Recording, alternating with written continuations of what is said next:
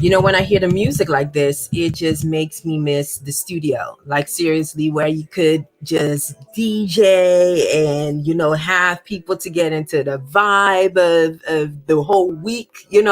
Week has been treating us, made us extra tired. And in such instances is really where normally I just like to drop a few tunes. But anyway, with the effort that I can do for thus far, is you just listen to Angelo with What You Want. Welcome.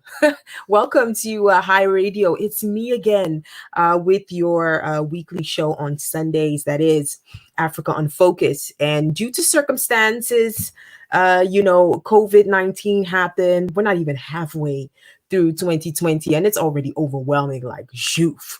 But anyway, I'm tuning in live from Amsterdam, and bringing to you the best is of how we can empower our Africans. It's just a little after 8 p.m. and you're listening to High Radio, of course, the voice of the next generation.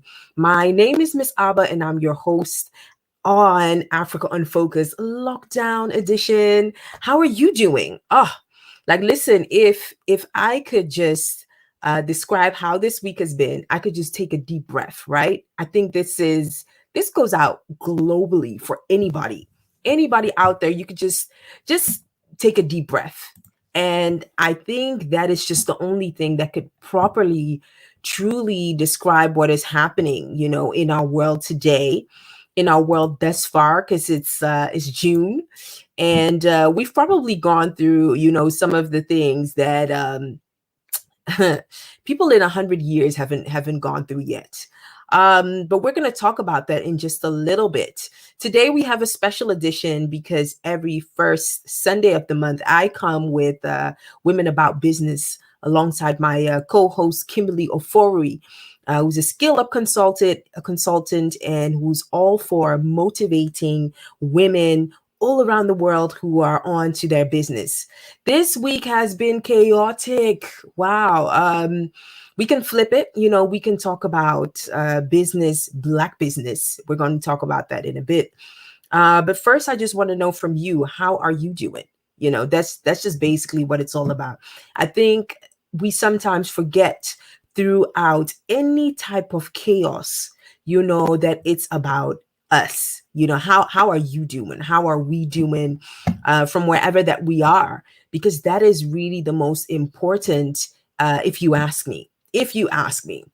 Um, we're streaming live. We've had our COVID-19 months, and a lot of other things have been going on in the world due to the untimely death. I call it an untimely death of our brother George Floyd up in U.S., which has stirred a lot of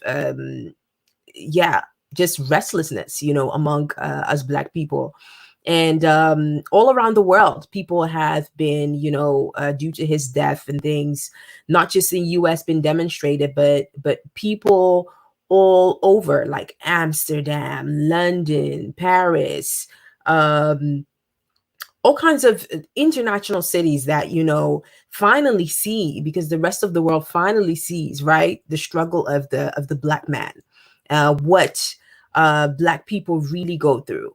And it's funny because this is something that Black people have been talking about all throughout the years, from way back, you know what I mean? And of course, we've had our periods whereby the world was in uproar, but now it seems to be really really extra.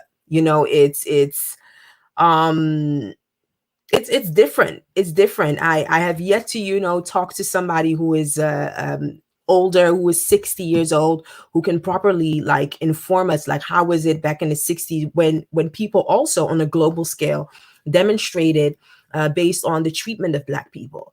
But this is a different time. People are uneasy. We're dealing with health issues. We're dealing with money issues. People are really uncomfortable. I call it the signs of times.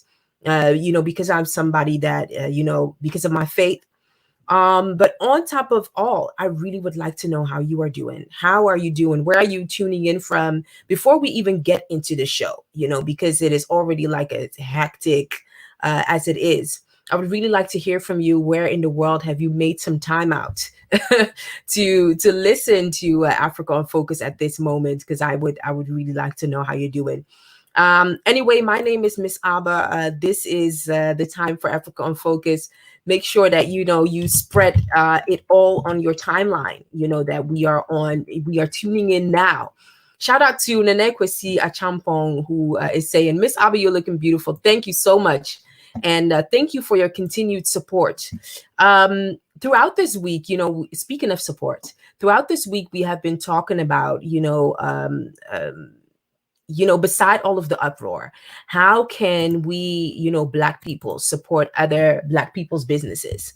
And one of the things that I have been, let's just say, advocating for, supporting for, is that the only people that can make a change around Black people is Black people ourselves, we Africans. I call us Africans because, Africans, Africa is our mother anyway, wherever we are in the world.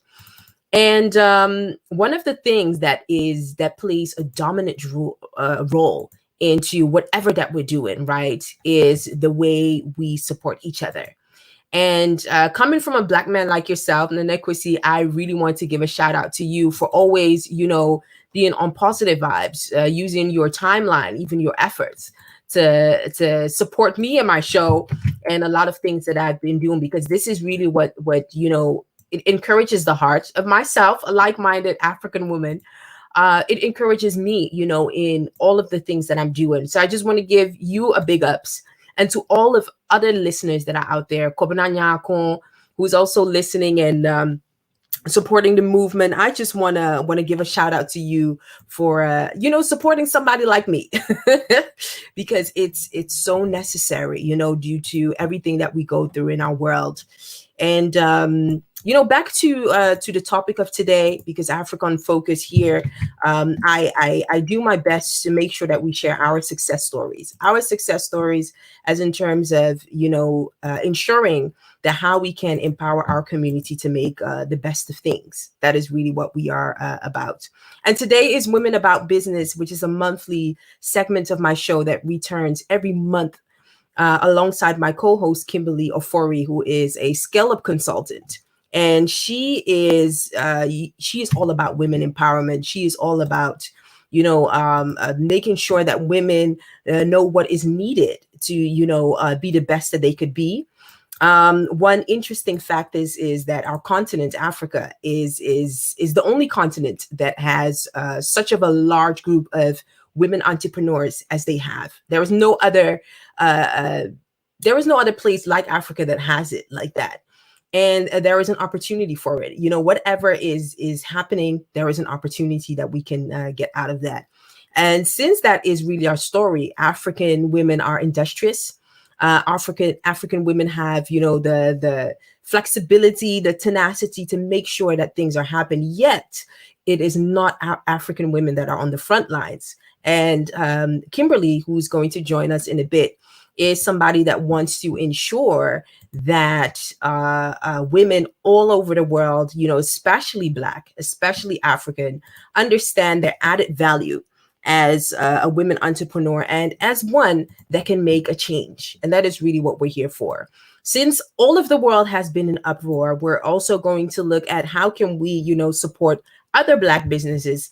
As much as we do that through our weekly show, we always seek to do this every time that we do that, and that is one of the things that is on Kimberly's heart, and that is what we're going to talk about today. We have a very special guest that we have here with me. I even can see her in the background. So within a few minutes, I'm going to invite her to come and talk to us.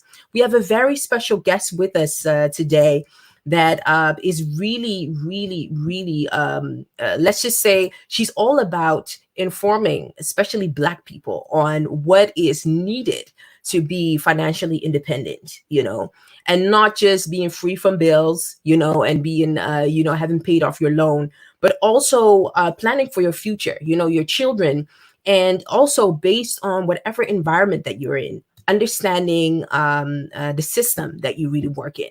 And she's a boss woman. She founded her business not too long ago. She is all into an entrepreneurial spirit. She's an author and everything, and she is doing it. She's basically just doing it.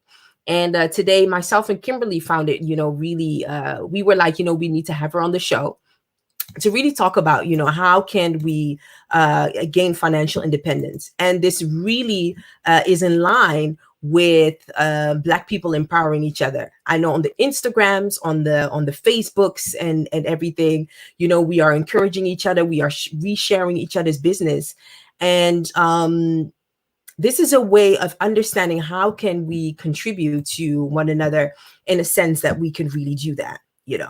So we're gonna have her here, but first I just again would like to give a shout out to everybody that just tuned in, took your time out to listen to the show. If you can, and if you will, feel free to share this on your timeline, because in a bit, we're gonna start with the interview about what is needed to take care of your financial matters in these times, and how important is it to support fellow Black businesses.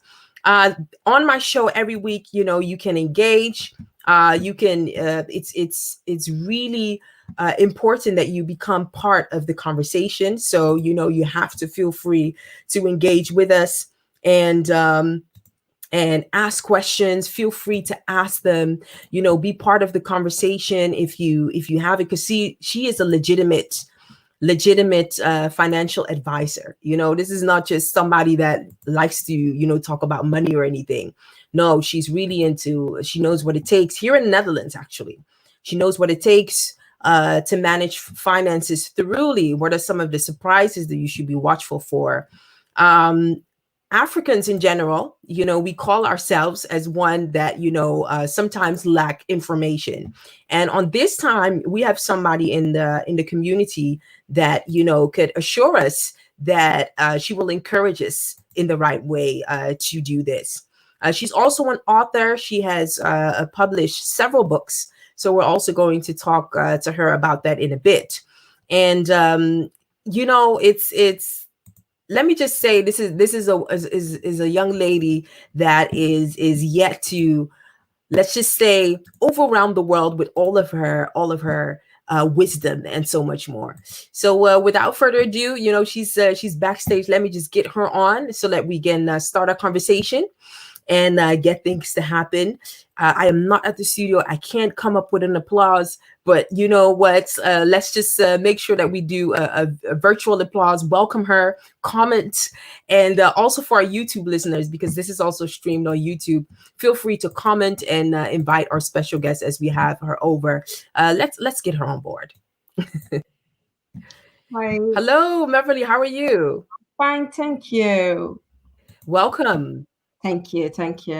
Welcome. There is at the start, there was just a small delay on the voice, but that will be solved within like 2 minutes. I think that is really what the platform does.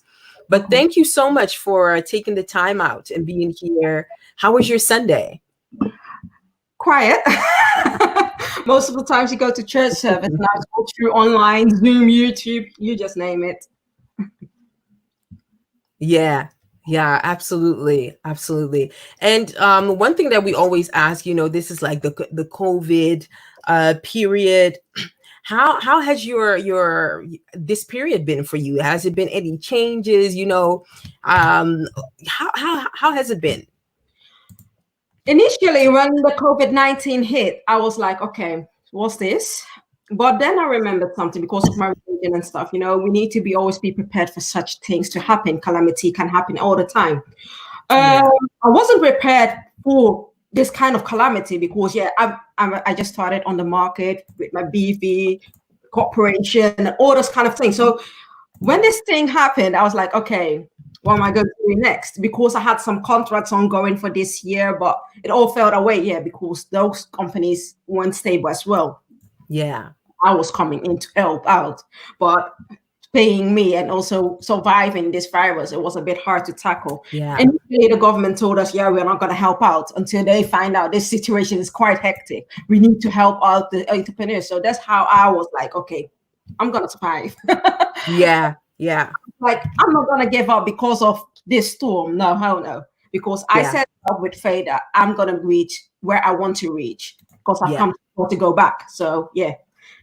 That's really a good spirit, a very good mindset to take on. Yeah.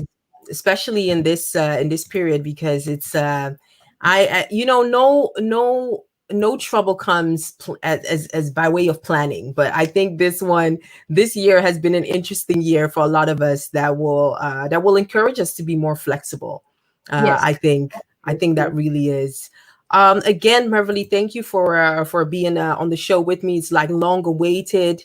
I know you, you know, as an author. I know you as a financial consultant, and a list of things. But we always, you know, ask, you know, in spite of all of your achievements you've made thus far, how would you, in your own words, describe who Meverly Adjhei Benjamin is? Meverly Adjhei Benjamin. Just the definition of my name, Meverly, that means armed leader. I'm a person, I'm always ready for something else, and I'm always ready to challenge myself, because I believe, you know, people say the sky is the limit. With my sayings, the sky is the limit, but the sky doesn't has a limit. Right. So that's something that I will always keep on wanting to achieve. I need to challenge myself because I want to get higher. Why is, you know, it's not that I want to be like somebody giving you a fish, and you're eating the fish. You will live by the day. If somebody teaches you how to fish, you will live internally. But if I create a wildlife conservation, my children will eat from it. My grandchildren, my great grandchildren will eat for it, and that's what I'm heading for. So that's Meverly, aiming higher. And when I'm aiming higher, I just don't want to bring myself, but I want to bring along others. Because I think we are all mustard seeds, and when we plant, we will build and we're stronger. And that's what I really want to see in this life. Yeah, I love that. I love that, because I love even how you describe it, because this just shows whatever circumstance that you are in, or whatever work environment that you are in, that will just always be the type, you know, the spirit that will keep you going. So it's like an ongoing mentality that you will always have. And you know, you are a boss lady. You're running your own company, financial consultancy, among other things that you're doing. Could you tell us a bit about, you know, how did this journey begin from your educational background? Like, how did this even start? Okay, my educational background is that I studied law.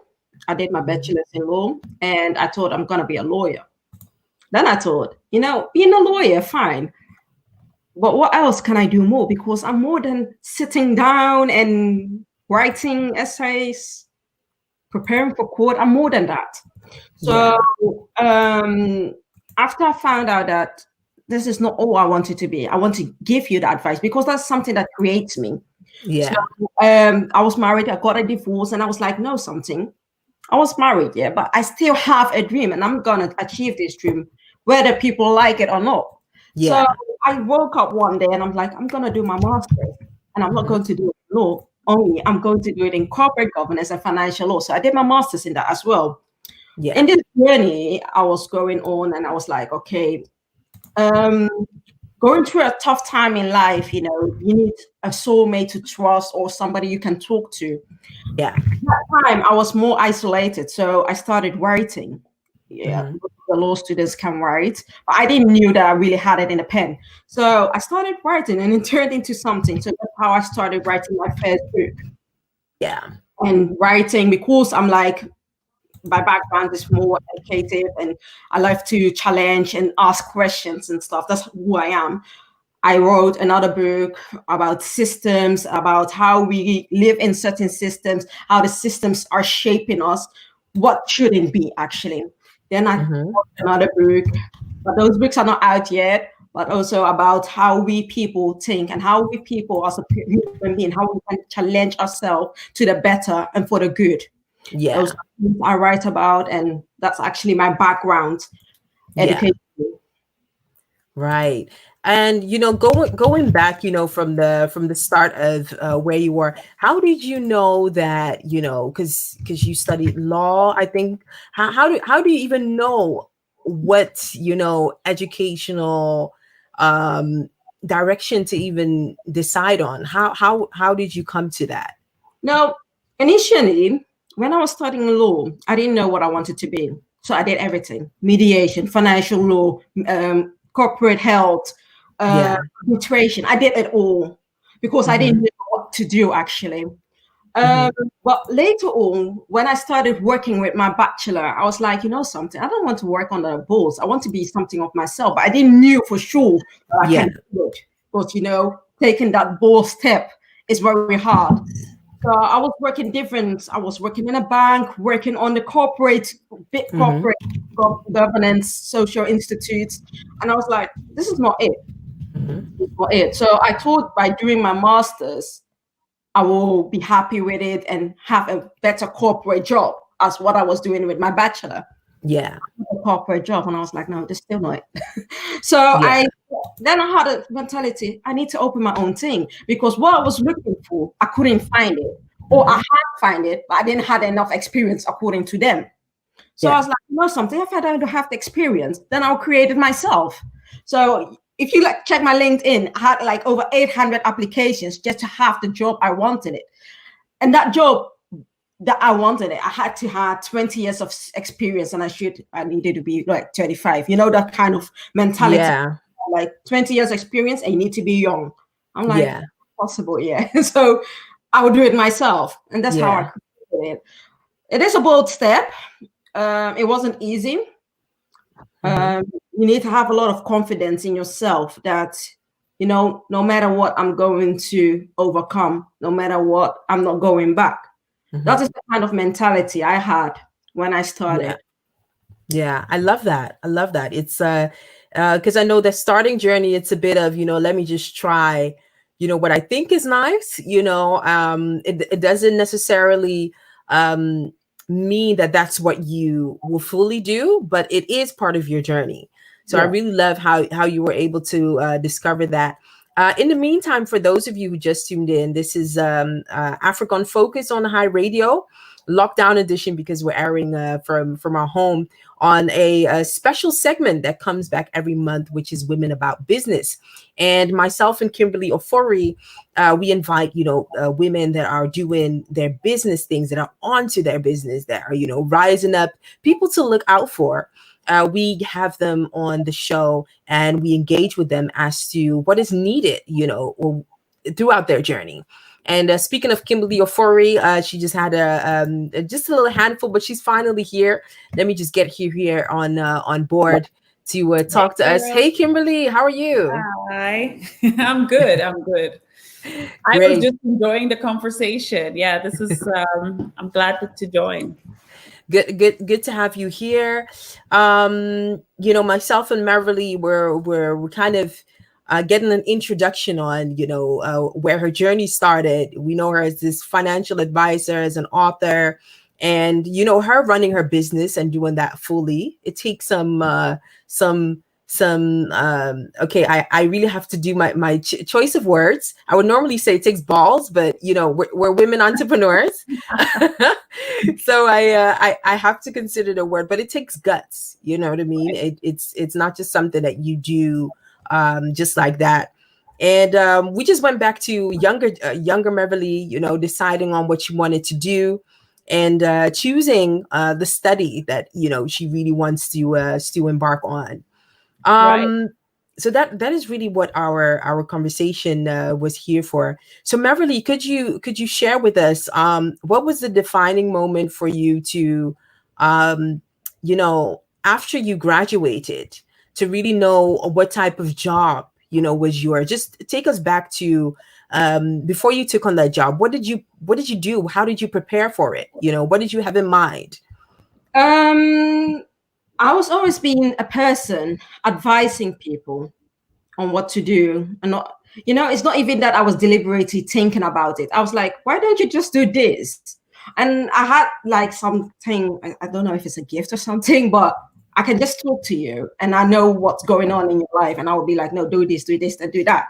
And it was helping the person. I was like, that's something that is with me. And I love doing it, giving the advice, the right things to do. But it was not only about the financial or business matters. It's also about life aspect, time aspect. And those are things that was really triggering me. And I was looking for that in a job, but I couldn't find it. So I was like, you know something, I'm going to do it myself. And, change is painful, yeah? Mm-hmm. Nothing is as painful as staying stuck at a place you don't belong. You're trying to grow, but you want your comfort. But growing comfort doesn't go together. It doesn't coexist. So I was like, I'm going to get out of my comfort zone and I need to grow, because where I want to head or where I want to be is not here.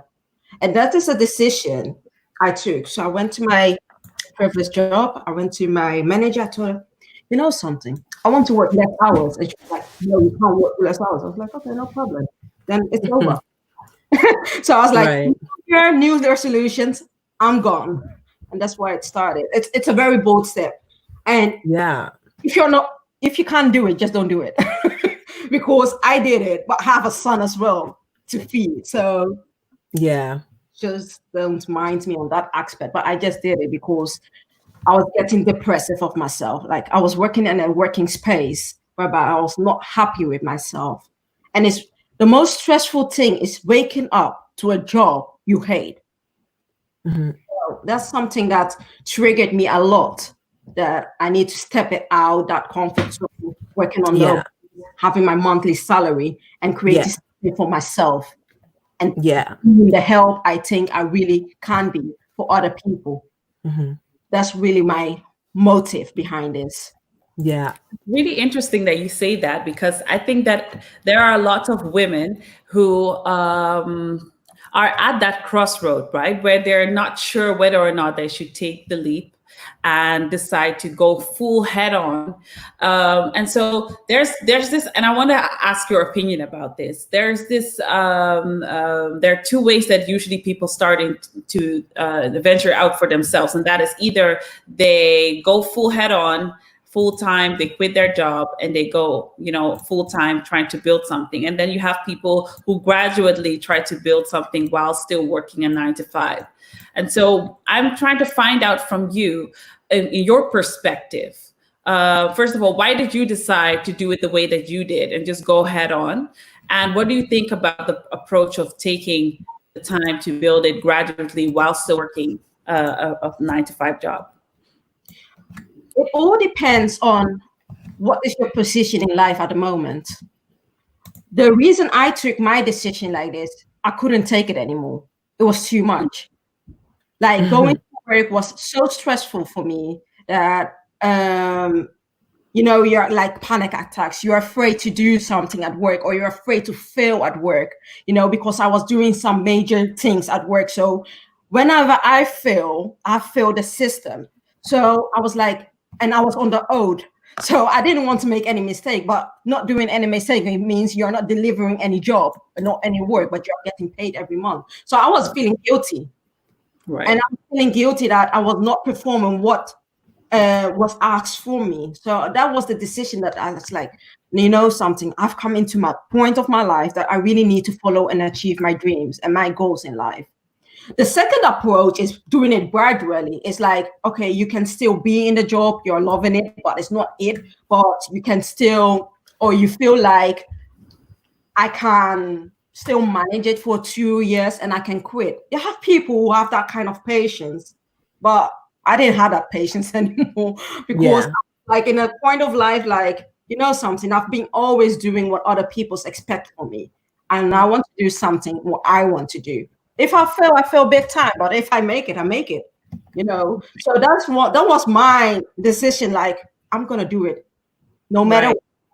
I told my mom about it. She was like, no, you're having a great job. Stay there. And, the kind of position, like it's good for your CV. I was like, yeah, okay, I hear you. Then 4 months later, I was having my business and she saw it on Facebook and she's like, you have a business? And now she is posting it as well. Mm-hmm. So taking that kind of position in life, and doing that bold steps, sometimes you need to have the certain people behind you that will push you to the highest. That's And a you have, very interesting thing you just said. You said two things that I actually want to dig deep into, and that is, firstly, once you shared it with your mother, she actually discouraged you from doing that. And so Yeah. a lot of people, for them, that would be it. That would be like, you know what, she's right, I'm not going to do it. What made you still pursue that dream? because where I want to reach is higher and it's bigger than what people even have in imagination for me. And if I sit there and listen to what my mom has to say, I'm proud of what she has achieved in her life, but that's not what I want to be in my life. And where I want to be in my life, if I tell her about you, will be like, that's not possible. It doesn't fit in our community. I'm like, I'm not in your community. And that's just that mentality, the shape of mind, the change of mind, that you don't belong there, you belong somewhere else. And the moment you start thinking about that no, I belong there, not here, then you do it, no matter what. So And then how in the moment, you're like, I'm not gonna fail because I need to make it. I need to prove, I need to make a statement outside that, something, people were not standing behind me, but I just did it. That's a boss move. It is a boss move, definitely. And I think that it comes with a lot of drive. And I think it also has to do with determination and also a kind of a switch in your mindset that was already happening way before you announced it to your mother.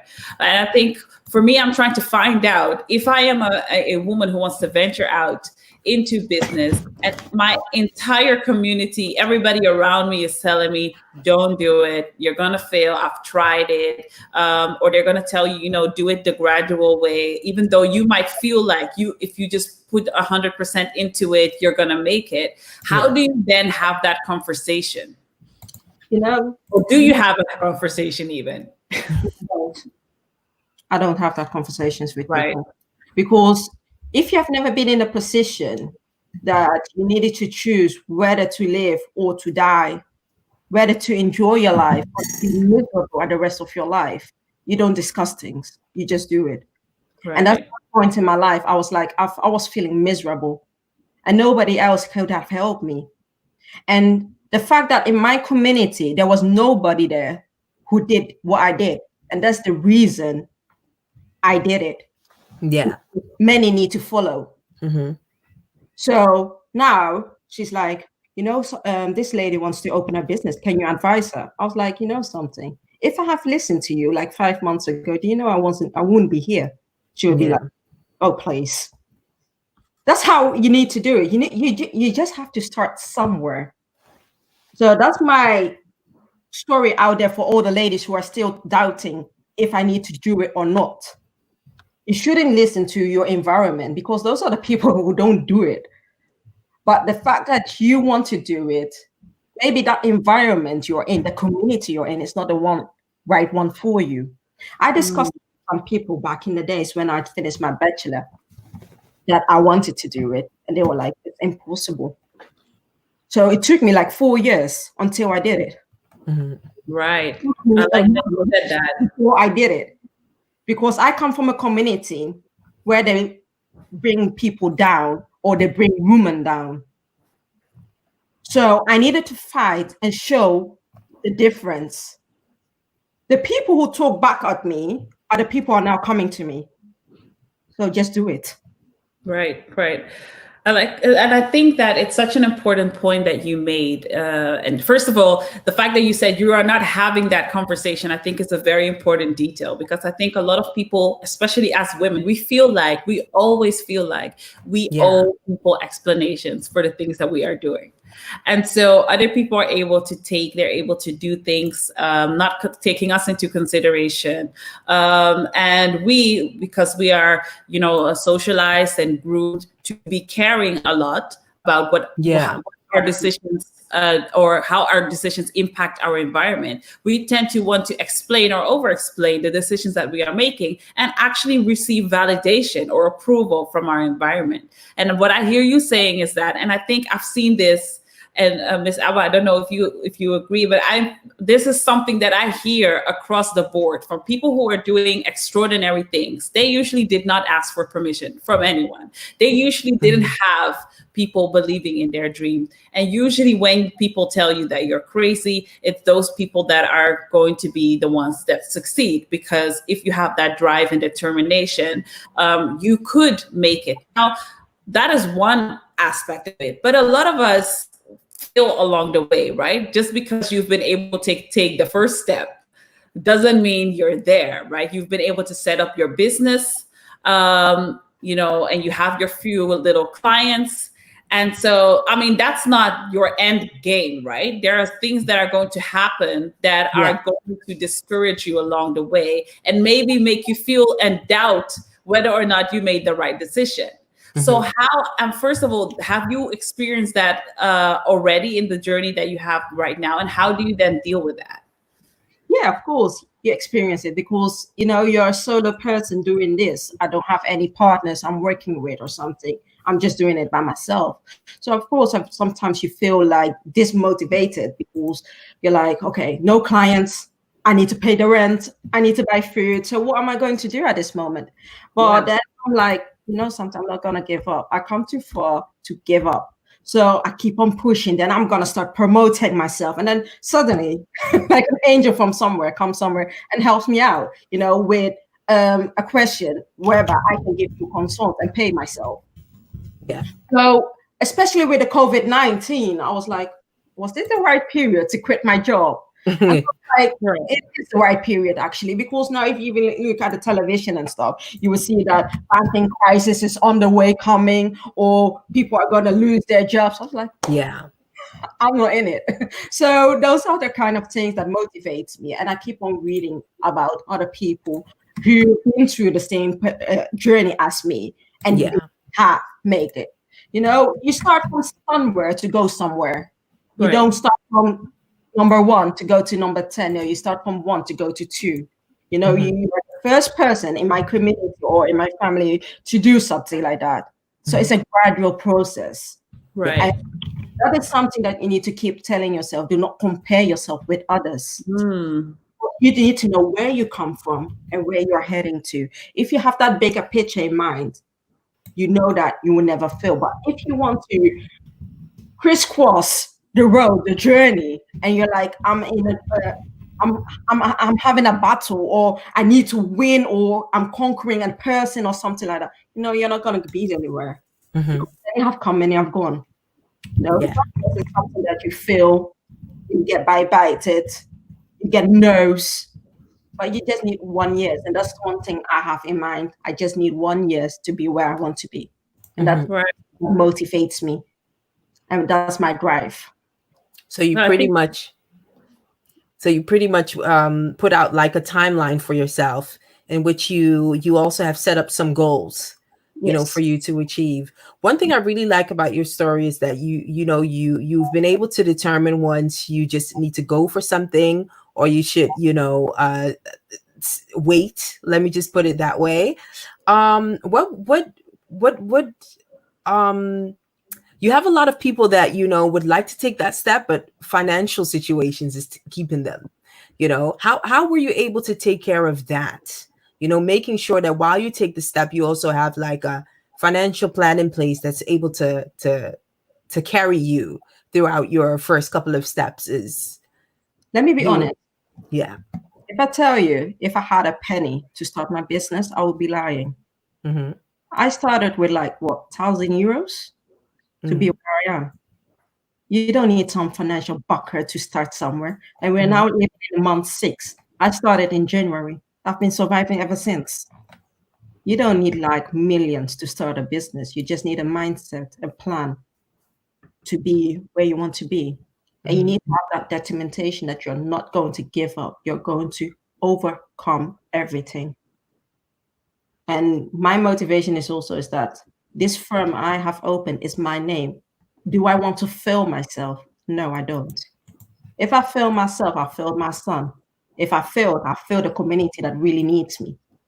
So that is something that I am trying to tell a lot of people. People are like, yeah, I need like 10,000 euros to start. No, you don't need 10,000 euros to start. You can start with 1,000. You can even start with 100 euros. I know a person where I was working. I was, I don't want to name the place where I was working, but you can check my LinkedIn where I was working. A company started with 800 euros 10 years ago, and they have a revenue over 80 million euros. 800 euros, and that person borrowed the 800 euros from the bank. 800 euros, and it's having 80 million euros at this moment. It is that mindset and that planning, the gradual steps. Do not compare yourself with others. That is something that I keep saying. Do not compare yourself with others. Just focus upon yourself. Start where you want to start. Start with what you have, and then you will achieve your goals and your dreams. It is not easy. You'll be crying a lot. You might fail, but you need to get up and work harder.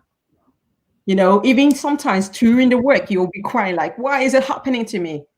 Get up and work, because if I fail at this moment, where am I going to fall back on? I invested my whole life to be where I want to be, so I can't stop right now. So that is a mindset I'm having, and the determination that is keeping me moving. So one of the things that really stands out for me, I think, in all that, with all the entrepreneurs that I speak to, especially in their early stages, when you're really a solopreneur, is how lonely the journey is, especially in the beginning. And then on the other hand, the importance of surrounding yourself with people that are going to help you get to the next level. And so my question to you is, firstly, how do you experience that in terms of, the fact that you have to be everything in your business. You have to be switched on all the time for everything. And also, are you surrounding yourself with particular people that are helping you to push through or will lead you to new opportunities? And if so, how did you connect with those people? How do you find them? This journey is it is really a solo journey, and the start of a startup is quite hard, because you don't have anybody and need to connect to people. And the problem in this journey is that if you trust the wrong people, you'll get into big troubles, because people who want to take advantage out of you. So when I started my journey, I was connected with my PR. Oh, by the way, it is Augustina. She was like helping me during this journey, like during the marketing and stuff. And sometimes I will be asking, what do you think about this? And gradually I was building my community. But it's not like I have a big community also. No, it's like 5 people or something. But there's people I think I can trust during this journey, because building this community or building these connections in your group, you need to be a bit slowly to build, because if you don't do that, you will have the wrong people in your business. You don't want them, and it will damage your image.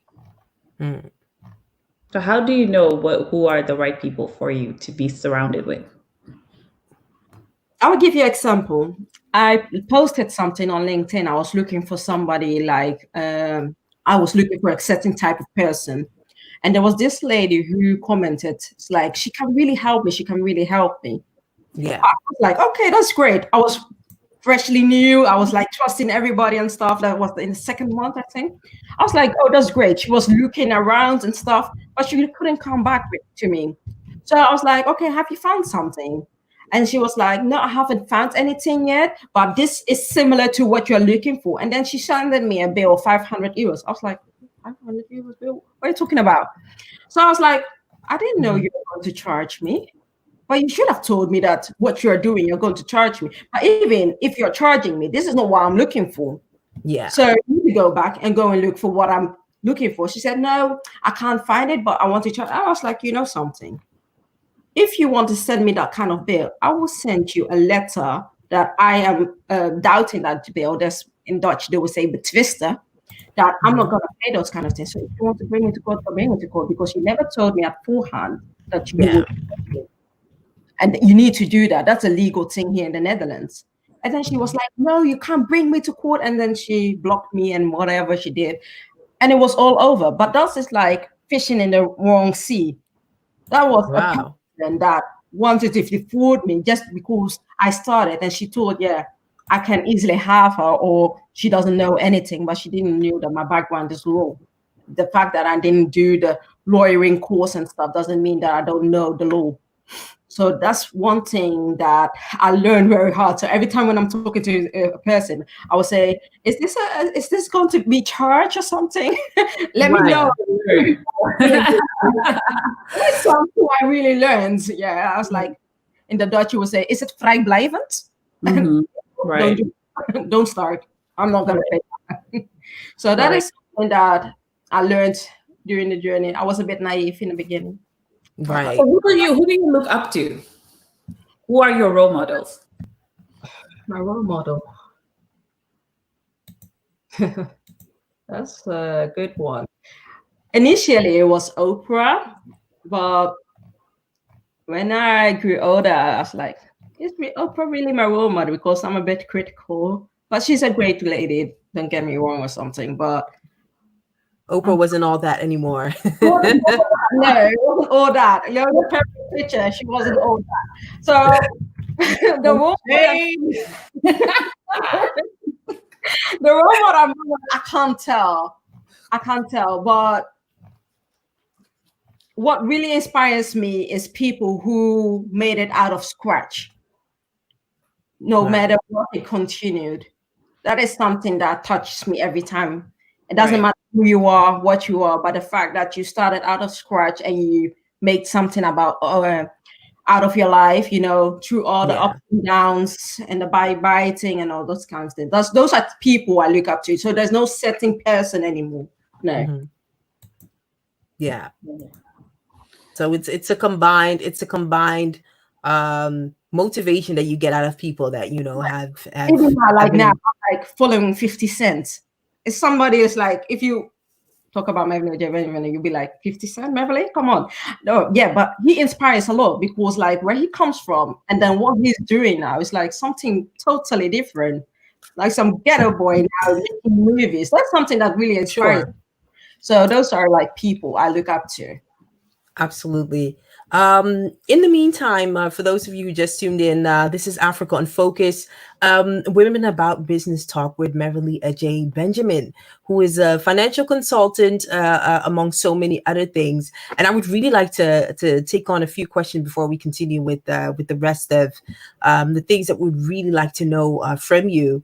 We have Nene McRich, who is tuning in right now, who has a question, who says, how do you gather the necessary experience needed to venture into a business you are passionate about when at the moment your current job doesn't add up to the experience needed?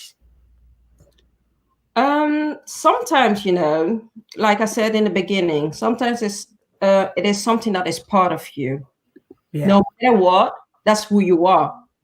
I wanted to be a consultant, but they asked 20 years of experience and I needed to be 35. That's not possible because I just graduated.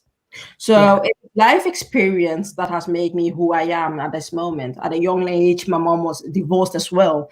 And, you know, my mom is not a person that speaks the language very well. So I was doing everything for her. That makes me know a lot of things about the system, what you do and what you don't do at a very tender age. So that has created me who I am today. Yeah.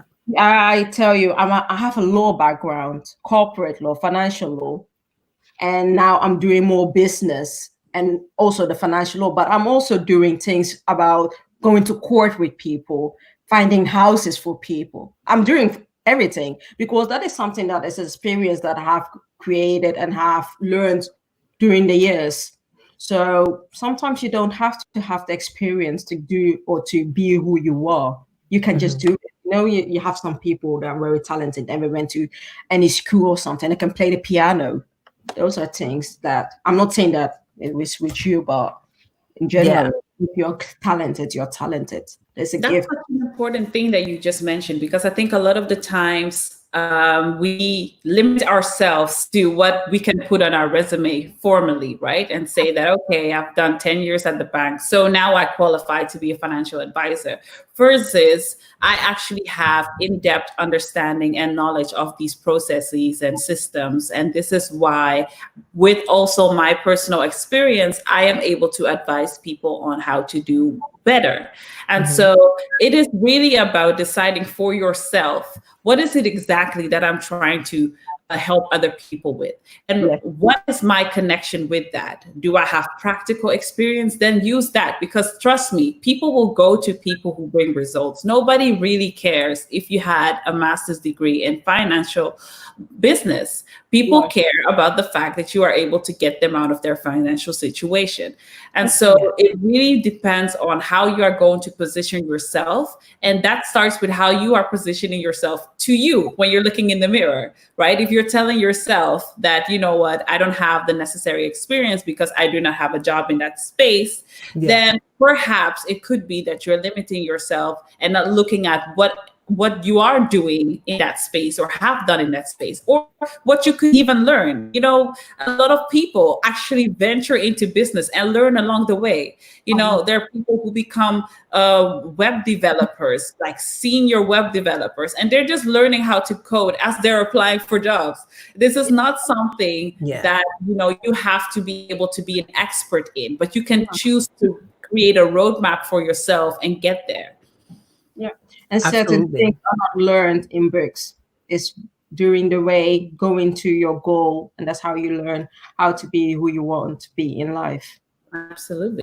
Yeah. And I think that the best experience to get experience in the first place is to look at your environment, you know, just like what you had with your mom, you know, taking on what's it called, the meetings, you know, having to find out what is this letter, you know, saying, how is the policy working? How can it work into my advantage? And I also think like that's also a sort of a success story, you know, as in terms of like how I started out was, you know, being the consultant to my mother, you know what I mean? And also being able to book results and ensuring that she was never duped. You know what I mean? That's really how it starts. And that's where that consulting character really comes to develop. And it's often overlooked, by the way, because we look off, you know, it's probably something that Kimberly, we as women do. We look at the top-notch experiences to write down, while we overlook at how did it even come about in my starting in my starting days. You know what I mean? How did this even develop, and getting even the success stories from there. So I really love how that came into being. So let me ask you, because I was just wondering, you know, because we're all, you know, we're based in the Netherlands, but you know, we're enriched with Mother Africa in so many ways. You know, we're African ladies and everything. How has, you know, your African background been able to empower you during your business journey? My African background has helped positively, but also negatively. I will start with a positive. Because I'm African, a lot of Africans come to me with their problems because they know, like, yeah, we are from the same continent, you know, you can help me. But it has also impacted me negatively. But then we are talking about institutional racism. The fact that I know it, but I'm Black and I'm African, some people don't want to take me on. And I'm not even talking about maybe the white privileged people. No, I'm talking about our own people, the Africans. But be like, know something. I know you're good in consulting and in business, but I rather want a white person because I know then it's going to be all right. Those are stories here along the way as well. So the African roots in me is positive.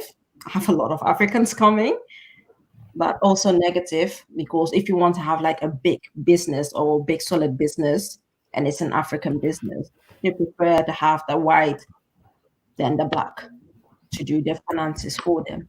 And that's a disadvantage sometimes. And I hope the mindset will change very fast. There's something that is. Yeah. that gives me that gives me something to think about. But I do love that, you know, it has kind of built your curiosity for things, you know, in the starting years of you coming out as a consultant. Speaking of, racism, this is interesting times.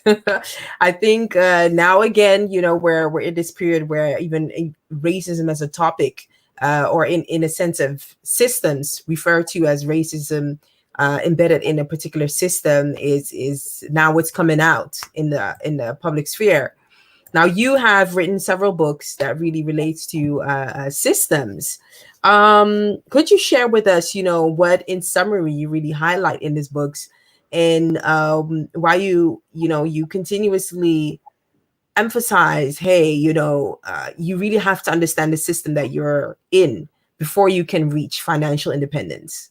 Could you share with us a bit about that? I'm going to talk about one of my books called System versus the Creator. In this book, I highlight that we are living in a system that wants to keep you where you are. A system where you don't have to grow, because if you do grow, all your benefits will be cut off. So because of your benefits, you will stay where you want to be. And that's that system that you'll be working like 24 hours. You have the full benefits, like the child care, the child support, the support to support your rent. So you'll be like, why do I even want to buy a house? Why do I want to be rich? Because if I get rich, I won't get the benefits, because they will ask me, can I have your bank statement? And then they will see like I have 50,000 euros. Then that means I'm not going to get any subsidy from the government. I will prefer to carry all my money to Africa to build some houses, the house that you will never finish, because you're building a house in Africa, taking care of your children. It's too much of a hectic, because you need to focus on one thing. But that aside, that system you're living in, it is keeping you where you are. And that's something that I want to enlighten people, is that, something. You're living in this Netherlands, you have children, the children will have children. Don't you think that you want to grow? The moment you acquire a house for yourself, you know what you have for your children. They don't have to live in student houses, or they have to be in a list whereby they need to wait 10 years before getting a house that at this moment they have a private house. Mm-hmm. So this system, is it not going to fail you one day? Is it not going to be that about 2 or 3 years, they're going to tell you, yeah, this benefit, we are going to cut it off, because we see that a lot of people are having enough money on their account. So I don't think you need to have it anymore. Then you have grown yourself, putting yourself in the books, lower yourself just because of this system. This system makes people think that there is no higher or supreme power, because you'll be like, I get my food every 20th. There is a benefit coming in on the 24th. I will get my pay. Who is the higher power? Mm. I'm a Christian. I have a Christian background, so I'm relating to the Christian background. The system makes us think there's no higher power. Now, the coronavirus has failed the system, and the system has failed the coronavirus. They are not coexisting anymore. The system is not working anymore. Beginning of this year, Ghanaians were the target at the tax office for looking into fraud system, of they have defrauded the system, or eventually they told everybody has defrauded the system, but you need to prove your innocence. That system that's in America, it's also here at the tax office. This is also institutional racism. That is the moment that the system will fail you. So I'm talking about a system that will relax your mind, will make you think like you don't need anything anymore in life. It is a system that don't let you grow. And that's what I'm writing in my books, that you will enlighten yourself, open your eyes. A Nigerian man will say, shine your eyes. Because there's more in life than having and living on benefits. Mm-hmm. It's very hard, this book, I know, but sometimes it needed to be said. Unfortunately. I mean, you dropped some things that I think, deserve their own kind of conversation, because there are so many things. I think this was very loaded, a lot of the things that you said. I mean, it is systematic. A lot of the things that we're talking about is systematic, is embedded into the system for a purpose, for a reason, and that is to keep people in the position that they are, so that it will serve the purpose of whatever goal the people who are controlling the systems have. And I think one of the things that you mentioned about, your ethnicity being an issue, especially if you're in the diaspora and you're outside of the continent, you will experience this. You will firsthand experience, how much damage has been done to the image of a Black person, right? Anywhere in the world. It's so incredible to see that doesn't matter what language you speak. There is some way, they all got the memo that, Yeah. Africans, and then ... And I think that, or Black people ... I think that this is something that has been, in one hand, definitely been kept in place intentionally with a lot of work through the systems that are in place. And also because I think up until recently, we as Africans have not been taking, control over the narrative. We've not been taking control over how we want to be perceived, the images that are being displayed outside, the kind of content that is being published around us, and really us telling our own stories. And so this is one of the reasons why I enjoy conversations with people who are doing things, not because they are African, but while they are African. And what I mean with that is that you are able to create your own journey. You're being you're a role model to most already now, even though you just started with your business. Yeah. And so you are able to display a certain side over and over again, as we keep speaking to more women like you, that we are changing the narrative around what is an African woman. And this is something that I believe we underestimate, because we think that, you take control of your own life and whatever other people say doesn't matter. But it does matter, because the reason why the media keeps repeating things over and over and over again in news cycles for weeks, not days, for weeks, is because you need to keep keeping the same image until it's imprinted into your mind. And that is what your mind perceives to be true. And so we have not been doing the same. We are not consistent yet in our output of these stories, in our output of what kind of narrative we want to control around. The narrative needs to be around being an African in the diaspora, being an African, period, being a Black person, period, And so now with this whole movement, we are now actually having a conversation, not just on racism, but also on, okay, what are we doing today? What capabilities do we have today?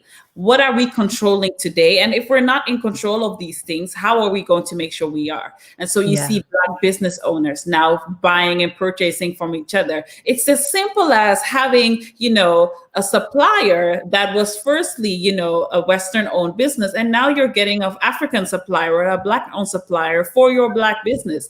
The chain of the stream of money that you're now allocating and keeping in the community is it's mind-blowing how much impact that has, because that money that you are using now and keeping into the system is going to stay within our community longer. And so we are now seeing an awakening around, okay, wait a minute, we are fed up with only being expected to contribute with the gain. So we're paying our taxes, we're doing all of these things. We're spending our hours at work. A lot of us, the majority of us, still go to work every single day, 5 days a week, contributing to somebody else's dream, who does not appreciate us, who would not care one single bit if we want to stay or not.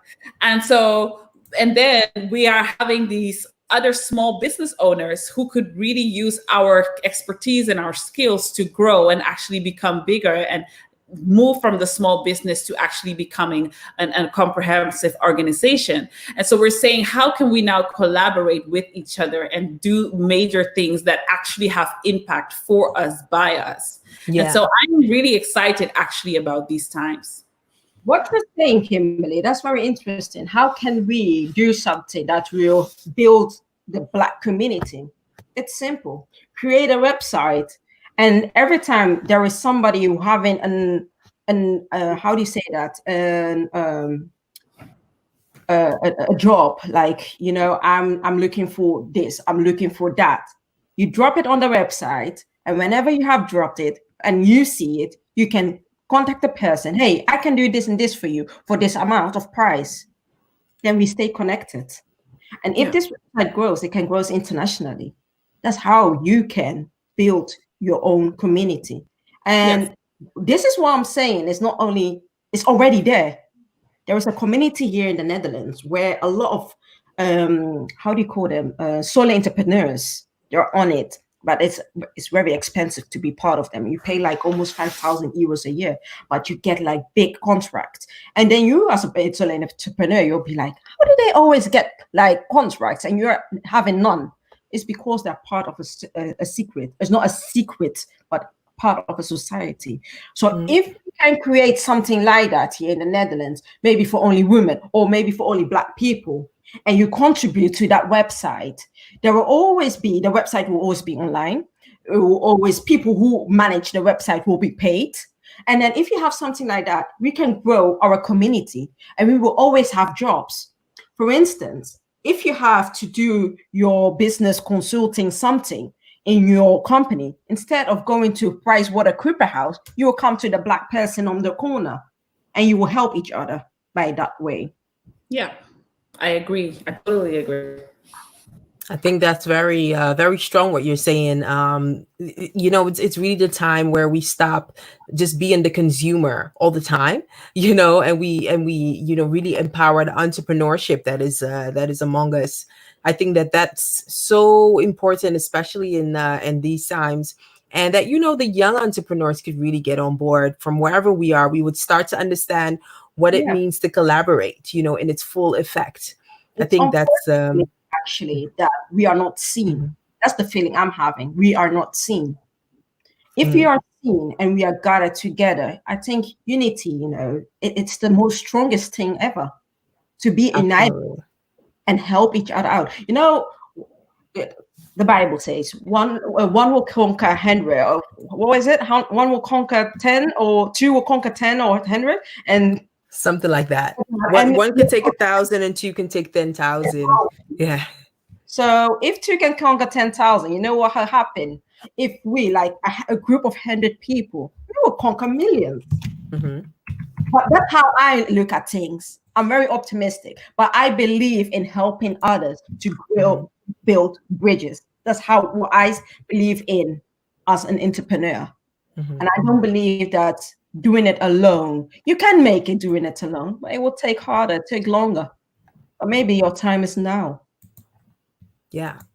And on that note, before we head on to the last 5 minutes of our conversation, we are talking to Meverly Adjhei Benjamin, who is a financial consultant, among other things that she is doing, and she joins us on Women About Business alongside myself and Kimberly Ofori to talk about financial independence. And we could not leave out the topic of systematic racism in our system and how we can make a difference as the Black community. Another question from Nene Mac Rich. He wants to know, do you have any mentors in this, who is guiding you along this, along your entrepreneurial journey? I believe in Christ, and Christ is the one guiding me. But along my religion, I have my personal pastor I talk to, where I do all my things with. But not all my business stuff related I deal with it. It's just that, the business part. Let me just put it that way. Business partner. No. I really do get knowledge, and wisdom is given. So that's what it is. Yeah, that's I like that. I do think that Kimberly, maybe it's interesting for us to touch on another time on the area of mentorship. Is it valuable? What kind of mentorship is? How do you even find mentors? Things like that. Because in my entrepreneurial journey, mentors have played a vital role. Within within everything I do, and I sort of have created my own landscape for mentors for particular facets of my life. I think the connection on Kimberly's end is a bit disruptive, but she'll be back on. That mentorship topic we could go on and on about that. I love, Meverly, how you touched on how we as Africans could start on collaborating with each other. The more what we could do to support each other right and effectively see if Kimberly is hello. Hey, Okay. sorry about that. Okay. No worries. It's part of hey, it's internet. We're even happy it took us this far. um this collaborations, we just we touched on that. You also gave an example of ways that we could collaborate, maybe even start with a website. If some vacancy comes along, we share it within our own community and things like that. Kimberly, I also like to know from you, like, where do you see a potential collaboration for specifically African women? Because that's really what we're here for. Mhm. I think we have an amazing platform right now. I am particularly fixated on the African Free Trade Agreement that was ratified last year, and also on the opportunities that this will bring to African women in the diaspora. Because what we have seen COVID do for Africa is that we were forced into a corner of supplying for our own needs, right? So we were now building factories and manufacturing our own. We were using finally our own crops and our own cattle and our own meat and our own fruits and vegetables. Everything that we were exporting that was no longer exportable, we were now all of a sudden seeing as potentially something that we could use. And it's, to me, I understand why the Western world has pushed us in a corner where we feel as though we need to be importing all of these things because it's only profitable for them. But now that we're speaking to people and they've experienced the fact that we were able in such a short period of time become so self-sufficient, I believe that this is an open door for African women across the globe to come together and say, hey, I'm not manufacturing in China. I can manufacture in Africa for Africa. Why should I be going to Asia, buying from them, shipping it there? Shipping is an issue. The money I'm paying for the income taxes, I can only buy small amounts. There's so many things I don't even want to go into. And then it comes here, the quality is whack. And now, you're trying to sell it there. And it just doesn't make any logical sense when there are factories who are begging for business in Africa that could be making the exact same thing with better quality. And if you're going to then market for almost 2 billion people very soon, I mean, that is a lot of business to be had if you're going to be focusing on the continent. And so I see that in terms of collaborations, I am looking forward to this being kind of the starter of the conversation around, okay, what can we actually do with the tools and resources that we have? Because we are so resource rich, we're just not using it for ourselves. Yeah. So probably and it's not going to come out of the air. There are some movements, if you follow on social media, there are some people that are trying to get, organizations like In for Africa is one of it that I was recently requested to do a strategic advisory for. They are really looking post-COVID, what can we be doing for Africa, in Africa, by Africa, Africa, because this is like, this whole cycle could be in our control if we just let it. And if we just make sure that we are going to lobby for the things that we need, we have the unique opportunity now that there are most of the countries now are democratic systems, which means that we can force and lobby our governments to be doing something. And so this means that there's no better time than now for us to start working together on things that we think would benefit us all. And it will take organizations like In for Africa and all of those movements to come together and say, we are going to work on a specific, part of that. And I would like to see more women on board. And it's partially the responsibility, I think, for these organizations to be as inclusive as possible. So really put in an effort to find the women, because they are there. Don't tell me there are no women there.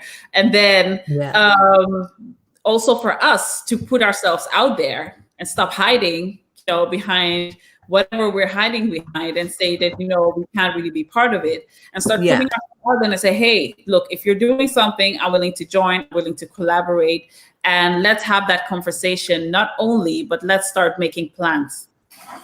Absolutely. And what I do want to say is that it's a very good point you're giving them. But one thing I've learned and I've seen, because I started corporate social responsibility, is that we shouldn't focus upon politics or the government himself.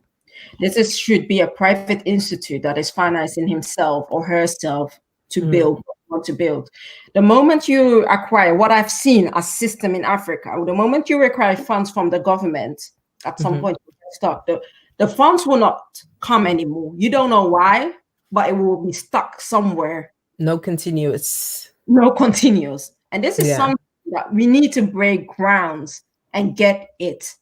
It's time at this moment that we need to build. So I agree with you on that, but my point was that it will be a privatized organization. However, what you have seen in very developed countries and also underdeveloped countries is that once you have a system in place that is privatized, you are now able to be lobbying with the government for certain legislation. So this has nothing to do with funding.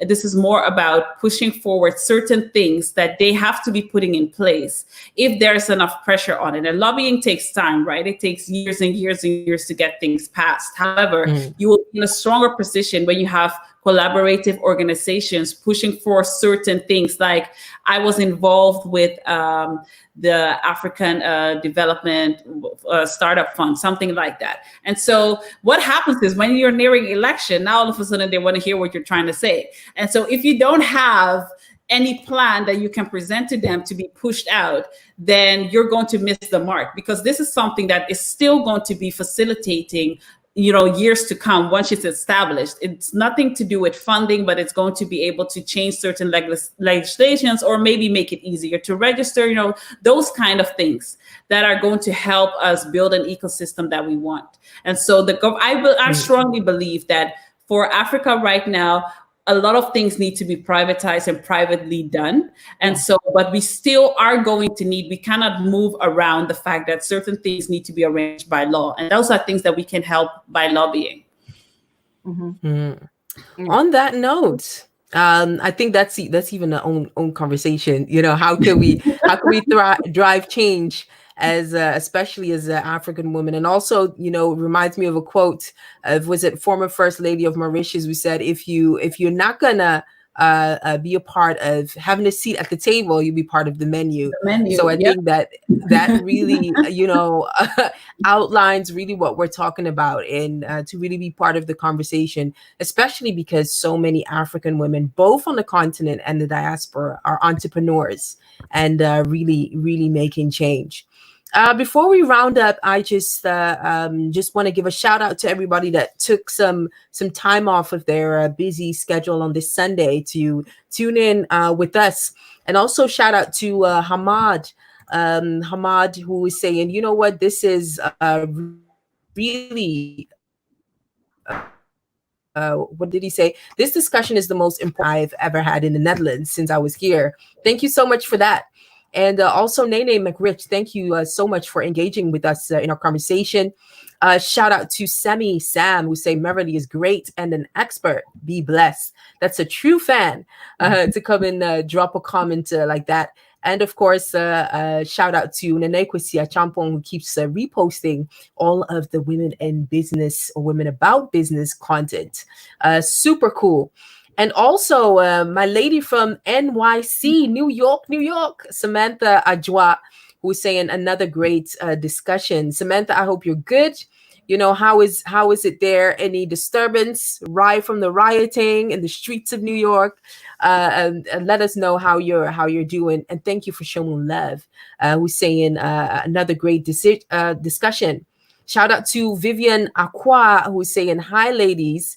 Vivian, hi, I see you driving change in your working environment, and you're educating people on, how to implement health and work balance, in our respective working places. Another one we should have on the show, Kimberly, really. Yeah. Definitely. Meverly, I would really like to know from you, do you have any last words from, anybody out there that, wants to take on that leap, as we call it, of starting their business? And what are you saying to that young lady out there who wants to be like you? Because there's always somebody who wants to, who is out to venture on things like you are doing. It's just one sentence. Is that if you never try, you have already failed. So just do it. Yeah, that's short and sweet. I would say very much so. And where can people find you? How could somebody get in touch? Because I know, your core, one of your core business is also financial consultancy. How can people find you? You can go on my website, www.meverlyadjheibenjamin.com, and send me an email, or you can even call me because my number is on it. Or you can go on my social media, Instagram, Twitter, LinkedIn. It's all the same, Meverly Adjhei Benjamin, and you'll find me. Or you can come to my office, but that's only on appointment. And you can call the number that's on the website. And then you can come to Den Haag in the Netherlands. They should, because that's the place. That's the place where they can find you. Yeah. And with anything that people need consultation for, actually, service that has to do with financials, from taxes to even the heavy matters. What's even the word for it?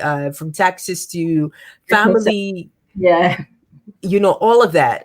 This is somebody who has her business and who's readily available for you to give you all of the consulting. Meverly, I would really like to thank you for making time out. And also, do keep us informed, which I will, on whatever that you're doing, to, so that we also circulate it into the community. I know Kimberly is onto so many things of shaping her women empowerment, or women empowerment. What's even the word for it? Community, international community. Myself, I'm even in the process of shaping this Ghanaian professionals community, of which I've been involved in. So we should keep that news about your business and what you do on rotation. Absolutely. Thank you for having me. Thank you very much, and have a good evening. Bye-bye. Bye. Well, Kimberly, yeah, that brings us to our second Women About Business guest. We are on to so many. Absolutely. I think, it's really exciting to see how in such a short space of time, we've been able to really have important conversations around this thing that is called, being a woman in business, whether it is as in your career, or as, self-employed woman, or really running an organization. And really interesting also to find, to hear people's journeys towards what, the places that they are now and the positions that they have now. Everybody has such unique stories, and it's just really inspiring to also hear somebody, coming out against the odds and then finding your place and pushing forward, believing in what you want to achieve and going for that. Yeah. I think that's really that's what keeps the whole business going. A lot of people look at the highlights of success, that moment where they're on TV, or they book some type of major project or whatever. But what really keeps the journey going is the state of mind. I think I will not forget somebody's quote was like, your business is only as healthy as your health or your mind, something like that. Right. Oh wow. And yeah. So and it's so true. It's underestimated. Exactly. So so it's good to engage with people that actually have these stories that are often overlooked. basically, and that people tend to not look at, but only just the success of it. I'm so sorry, Vivian. I missed your last question for for Meverly, but that's actually a good one. You know, where do you see yourself in 2 years? Where do you see yourself in 2 years, Kimberly? Oh, the Bahamas. Uh, no, seriously, I really have a roadmap that is quite comprehensive. I believe that right now I'm focusing on building my expertise in certain areas. And so, as you know, I'm a scaling up consultant. I work a lot with the growing mechanisms of what grows a business. Also, into, you know, how can we build better business models and designs for the future of work and also for the future in general. And so those are the things that I am looking to really build my expertise in, firstly, because I realized that I could easily be a generalist because I have so many things that I could be doing. People would say I'm multi-talented, however you want to call it. But I think that for me, I've now come to a place where I think it's very important to really define what the next 5 years are going to look like for me. And the next year for me is really building my expertise on these things and making sure that I am that expert, because I feel like I've learned a lot, I know a lot, and there's so much more that is yet to be learned and discovered. And so if I'm not going to be the best of the best of the best, I don't feel like I should be building a lot more around that. And so that is probably in the 2 years space, I would probably be in a place where I'd be comfortable to then really set out and start building certain structures and organizations and campaigns around the knowledge that I've acquired. Yeah. I think that's I really love that. I love that. Oh, Vivian says that the question was for two of us anyway. So that was that was a good one. It was for the both of us. Oh my gosh. So 2 years, you know, when somebody asks you a question like where do you see yourself in 2 years, and the feeling of 2020 feels like it already took 1.5 like off of it. You know, it just came to chop like ruthless on a ruthless note. That's really what it feels like. And you realize that, especially when you reach 30s or any other phase in your life, you just realize, oh my gosh, time flies when you're busy, you know. Right. And life just makes you busy. That's just basically what it what it's doing. And in 2 years, you know, one thing that my heart really thrives on, I'm a creative entrepreneur, so I have, you know, the art side and things. I really want to showcase what Africa is about, you know, on international levels. And that comes from so many, you know, aspects, African diaspora and whatever that may be. So it showcases itself in radio. I would like to take it to television. You know what I mean? I would like to draw the conversation to many other Africans that are residing around the world, you know, that are flying back and forth. I would really like to really highlight the stories of African migrants, their impact as to where they're based, and, you know, their impact on the continent. I like, you know, yeah. And exactly. And you know, as far as the music is concerned, it also has that same thing. I really want to highlight, you know, the beauty of African music and showcase that to many. I think that this last year has helped me to understand your mission, you know, what you are about, opposing to I just want followers or likes, or, you know what I mean? I just want everybody to know me. You know what I mean? Right. So that is really in 2 years, I hope to make that mark, and eventually, you know, or as a result, really inspire young people, you know, to really move away from their places where they're not celebrated into places where they're, you know, celebrated as Black and things like that. That is really what I'm looking for. She went live and said that. That is hilarious.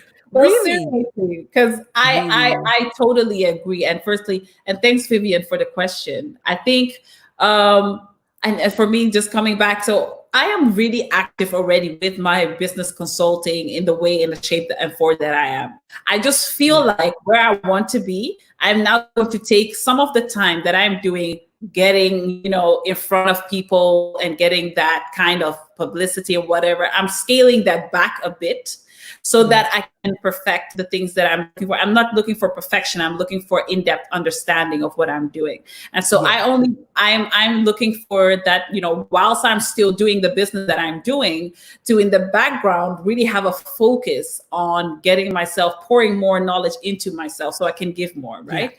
And so what you said about, the whole idea of highlighting these stories and people, encouraging people in ways that, they'll start moving away from positions they're not celebrated.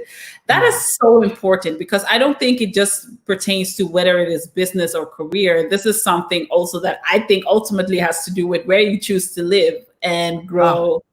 And, because we are seeing, we knew, if you have lived in the diaspora, every day you're being confronted with the fact that, yes, I don't look the same and all of that, I know, thank you for reminding me over and over again, but there's this kind of way that we are pushing forward. We are making sure that we show up at work and we're putting in our very best and all of that. Yeah. But there will come a point in time, I believe, that as we are working towards the things that are developing back home, wherever that may be for you, that you may decide also in terms of where you want to live, that might not be in the diaspora anymore. Yeah, exactly. That is an interesting one. Yeah. Vivian, we should have you on the show, because she's even asking us questions. He's the interviewing one. What do you need from your network to help you achieve that? Oh gosh. Vivian, we're gonna have you on the show. We're just gonna have this conversation. If you're willing, Viv, send an email. I'll send you an email.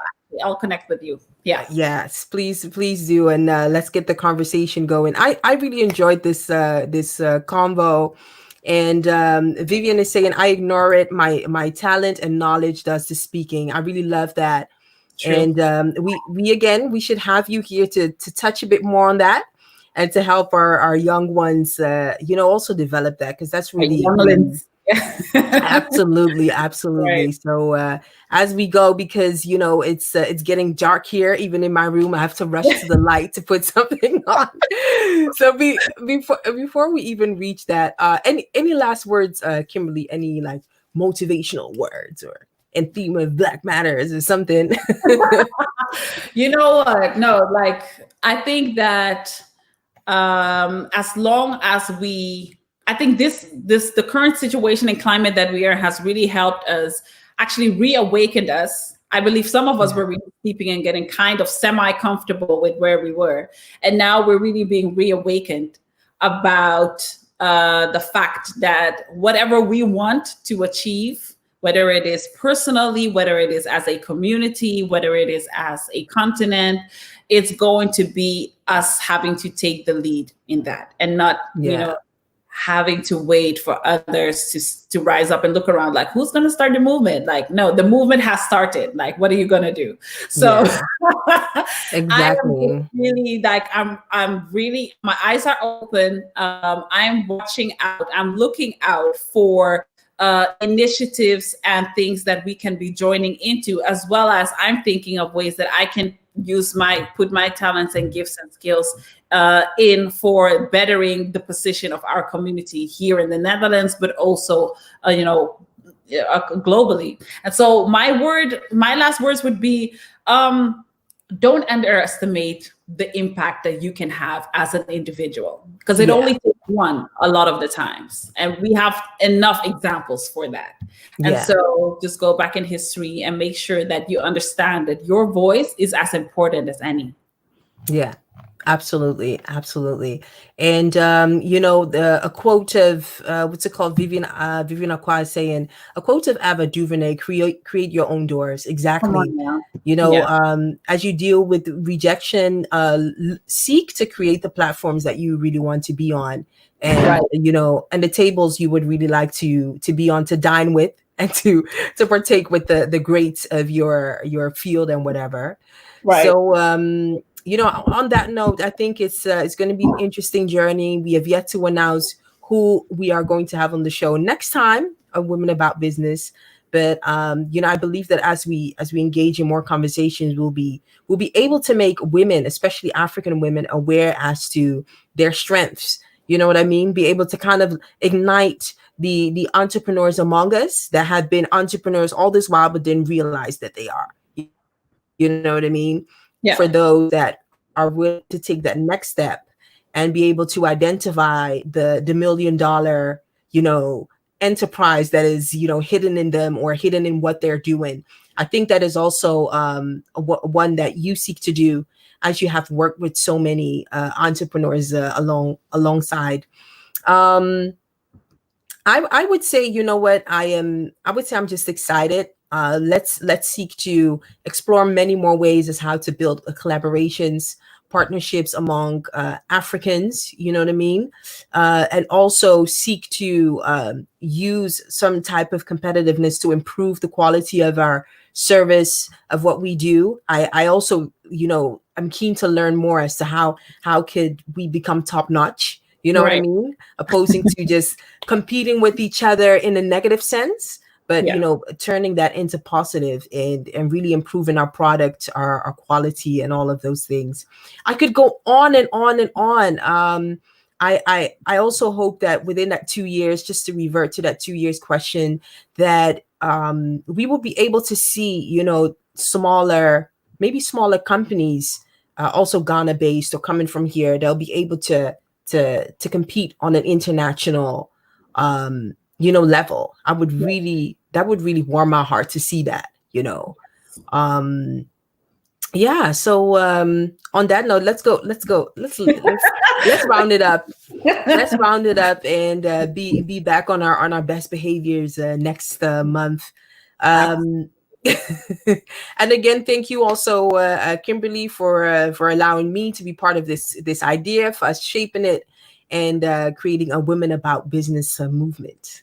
Thank you for the platform and for collaborating with me. And thank you all guys for tuning in, joining the conversation. I really like the energy today. And absolutely holding us accountable. Yes, he will. I believe so.